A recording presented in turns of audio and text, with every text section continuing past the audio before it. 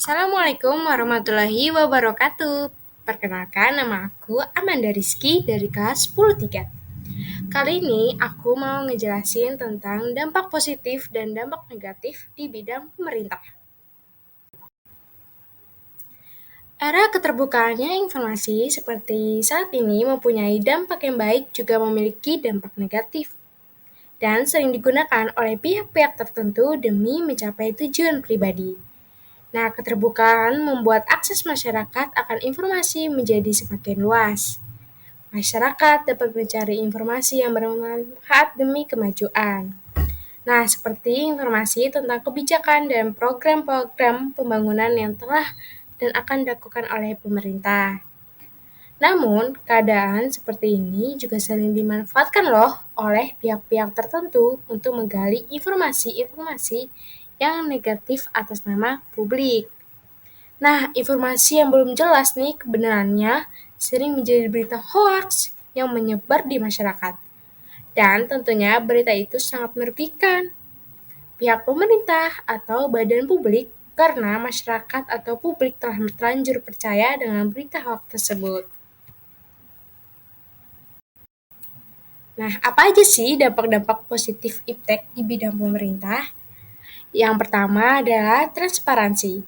Iptek dapat membantu pemerintah dalam meningkatkan transparansi dalam tindakan dan keputusan pemerintah.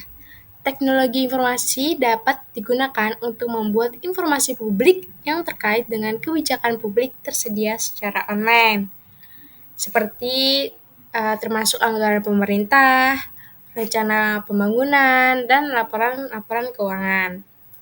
Nah, yang kedua adalah pelayanan publik lebih baik.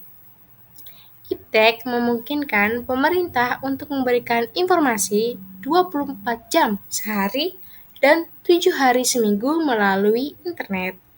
Ini membuat masyarakat tidak perlu lagi datang ke kantor fisik untuk mendapatkan informasi mengenai pemerintahan. Contohnya seperti mengurus dokumen, seperti KTP atau SIM, bahkan memperpanjang SIM dan STNK juga dapat dilakukan secara online loh. Nah, yang ketiga ada memudahkan koordinasi. Nah, koordinasi antara pemerintah dapat dilakukan melalui email atau konferensi video dengan aplikasi yang tersedia. Ini memudahkan diskusi dan koordinasi antara pemimpin pemerintah dengan anggota lainnya, terutama di wilayah yang luas. Nah, dengan sistem online ini, pemerintah pusat dan daerah dapat dengan mudah mengakses data informasi yang berhubungan. Nah, yang keempat itu ada CCTV. CCTV adalah teknologi mempermudahkan pekerjaan pemerintah. Nah, terutama dalam penegakan hukum lalu lintas. CCTV dapat merekam pelanggaran dengan jelas dan memungkinkan pengiriman e-tilang secara online. Seperti itu, selain itu juga CCTV dapat dipasang di tempat-tempat strategis dalam pemerintahan untuk memantau dan mengawasi gedung-gedung pemerintahan yang ada. Dan apa aja sih dampak-dampak negatif di bidang pemerintahan ini? Yuk kita lihat. Nah, yang pertama adalah dampak biaya yang tinggi. Meskipun iptek merupakan alat yang memudahkan hidup kita dan membantu pemerintah, namun di balik itu terdapat biaya yang harus dikeluarkan untuk mendorong negara agar tidak tertinggal oleh teknologi. Terus, yang kedua adalah sulit menjaga privasi. Nah, ketika semua informasi menjadi digital dapat mengakibatkan penyalahan data. Banyak perusahaan yang telah membocorkan data penggunanya. Biasanya pemerintah bereaksi setelah fakta tersebut terungkap, namun tidak proaktif bertindak sebelum terjadi.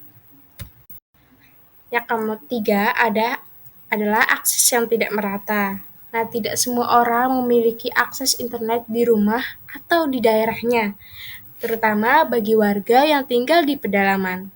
Warga yang tidak memiliki akses internet juga akan kesulitan dalam memahami teknologi dan tidak mengetahui informasi pemerintahan seperti situs web atau siaran langsung pemerintah. Yang terakhir adalah ketergantungan teknologi. Iptek juga dapat menyebabkan ketergantungan pada teknologi loh. Jika terjadi gangguan pada sistem atau jaringan, maka pemerintah tidak dapat menyelesaikan tugas-tugasnya dengan efektif dan efisien.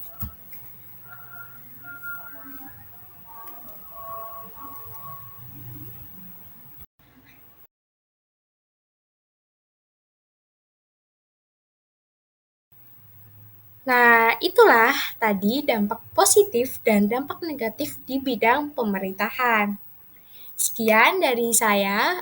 Wassalamualaikum warahmatullahi wabarakatuh. Semoga bermanfaat. Sampai jumpa.